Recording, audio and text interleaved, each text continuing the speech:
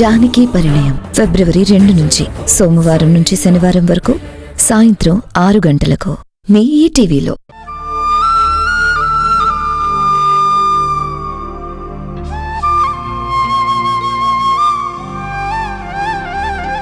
లైఫ్తో ఆడుకొని ఇంకా ఎలా ఉందని అడుగుతున్నావా?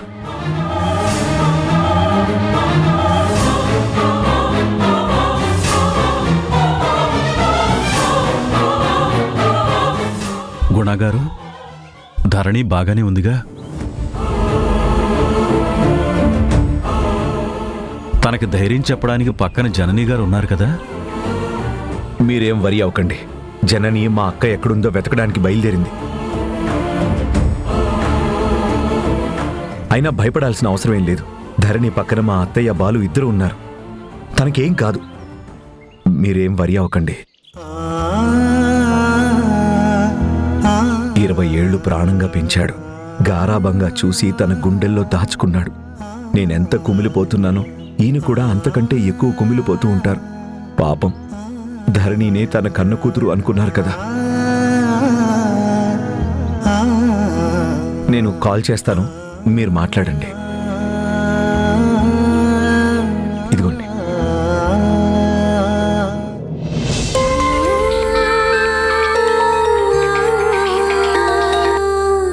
హలో బాలు, ఒకసారి అక్కకివరా మాట్లాడాలి.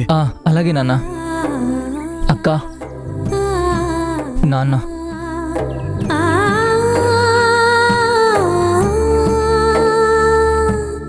బుజ్జమ్మా,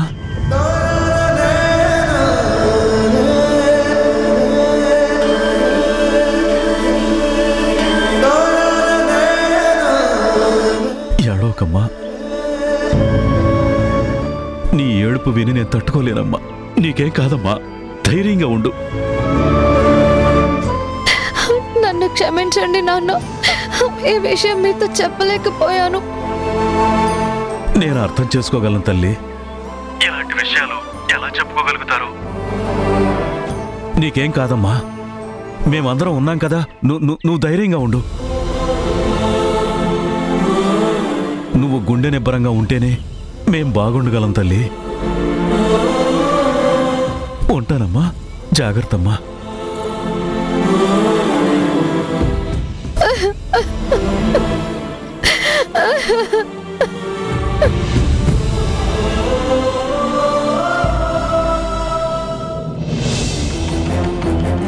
రండి సే గారు, మీ గురించి వెయిట్ చేస్తున్నాం. వీడిని అరెస్ట్ చేయండి. వీడు మా అమ్మాయిని థ్రెట్ చేసి వీడియోలతో బ్లాక్మెయిల్ చేసి దొంగచాటుగా పెళ్లి చేసుకోవాలని చూశాడు. వీడొక దుర్మార్గుడు సార్. వీడిని క్షమించడానికి కూడా వీల్లేదు. వెంటనే వీడిని కస్టడీలోకి తీసుకోండి. అవును సార్, వీడి మీద ఎలాంటి దయాదాక్షిణ్యాలు చూపించకండి. చేసిన తప్పుకి సరైన శిక్ష విధించండి. ప్లీజ్ సార్, ఎలాగైనా వీడియో బయటికి రాకుండా చూడండి. మీరేం వర్రీ అవ్వకండి సార్. మేము సైబర్ బ్రాంచ్కి ఇన్ఫామ్ చేశాం. మీరు టెన్షన్ పడాల్సిన అవసరం లేదు. ఆ వీడియో బయటకు రాకుండా మేము చూసుకుంటాం. కానిస్టేబుల్ సార్, అరెస్ట్ చేయండి. Okay sir. Get him.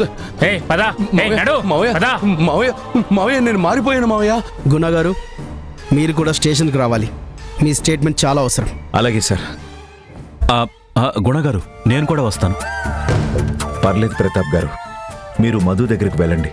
Madhu కూడా టెన్షన్ పడుతూ ఉంటుంది కదా. ఈ ఫార్మాలిటీస్ అన్ని నేను చూసుకుంటాను.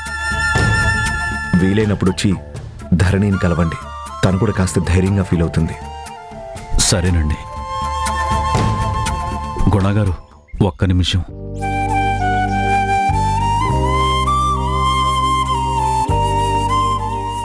గతంలో నా మాటలతో చేతలతో మిమ్మల్ని చాలా బాధ పెట్టుంటాను సార్. నన్ను క్షమించండి సార్. పర్లేదండి, అవన్నీ మర్చిపోండి. మనసులో ఏం పెట్టుకోకండి. మీ ప్లేస్లో నేనున్నా అలాగే చేసి ఉండేవాణ్ణేమో. మీరింకా మాటలతో సరిపెట్టారు. నేనైతే చేయి చేసుకునేదాకా వెళ్ళేవాణ్ణి. మీరు అదొక పీడకల్లాగా మర్చిపోండి. రే తరుణ్, పద. సరే నాన్న.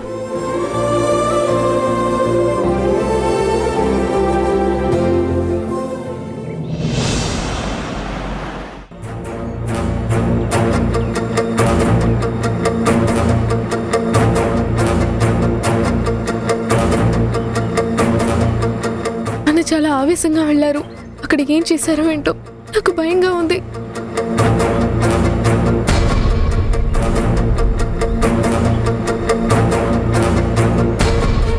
నాన్నా, ఏమైంది నాన్నా? ఏం జరిగింది? మీరు వెళ్ళి ఏం చేసి వచ్చారు? నేనేం చేసింది లేదమ్మా.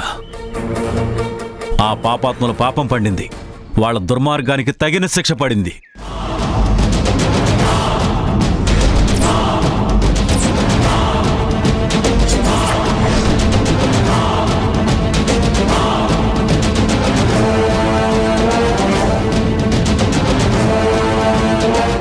ఏమండి?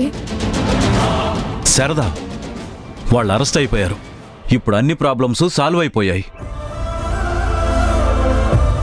ఏమండి?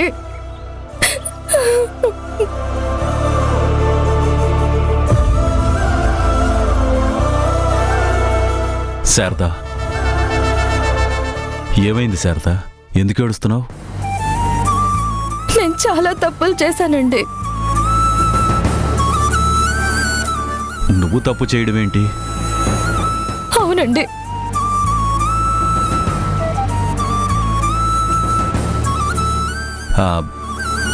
ఏడవకు. జరిగిందేదో జరిగిపోయింది. జరగాల్సింది చూద్దాం. ఏయ్, ఏడవకు శారదా. సరే. మార్నింగ్ నుంచి మీరు భోజనం చేయలేదు. పదండి, తిందురు గాని. రండి. మధు, రా వెళ్దాం. రామ్మా.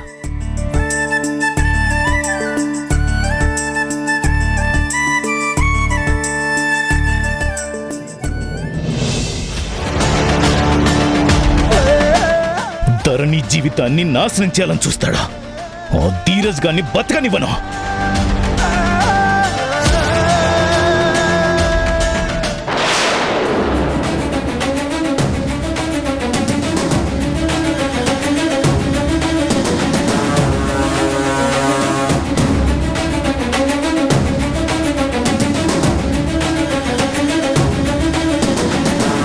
కేశవ, కేశవ ఆగు. ఎక్కడికి? నువ్వు అడ్డు రాకు. ఈ రోజు వాడి రక్తం కళ్ళ చూడకపోతే నా పేరు కేశవే కాదు. వద్దు కేశవ, నా మాట విను ప్లీజ్. నా మాట విను. చిన్నప్పటి నుంచి దాన్ని ఎత్తుకొని పెంచాను, ఎంతో ప్రేమగా చూసుకున్నాను. అలాంటి ధరణి జీవితం నా కళ్ళ ముందే నాశనం అవుతుంటే నేను చేతులు ముడుచుకొని కూర్చోవాలా? వద్దు, వద్దు కేశవ, ప్లీజ్. నా మాట విను. వద్దు కేశవ, నా మాట విను కేశవ. నువ్వు అడ్డు రాకో. ఈ రోజు వాడు రక్తంలో కొట్టుకు చావకపోతే నా మనసుకి శాంతి ఉండదు. నా పేరు కేశవే కాదు. జరుగు. కేశవ వద్దు ప్లీజ్. నా మాట విను. ఆవేశపడకు ప్లీజ్. వద్దు, నా మాట విను. నువ్వు అనవసరంగా ఆ ధీరజ్ మీద దాడి చేస్తే బాధపడాల్సింది నేను. మధు, నీకు తెలియదు ధరణి ఎవరనుకుంటున్నావు? నా బావ కూతురు. ఎంత కాదనుకున్నా అది నా మేనకోడలు. దాని కళ్ళకి వాడి రక్తం బహుమానంగా ఇస్తాను. నన్ను వెళ్ళనివ్వు. నా మాట విను కేశవ, వెళ్ళకు ప్లీజ్.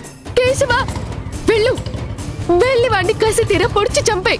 ఆ తర్వాత పోలీసులు నిన్ను అరెస్ట్ చేసి జైల్లో పెడతారు. నేను ఒంటరిగా మిగిలిపోతాను. నా జీవితం నాశనం అయిపోతుంది.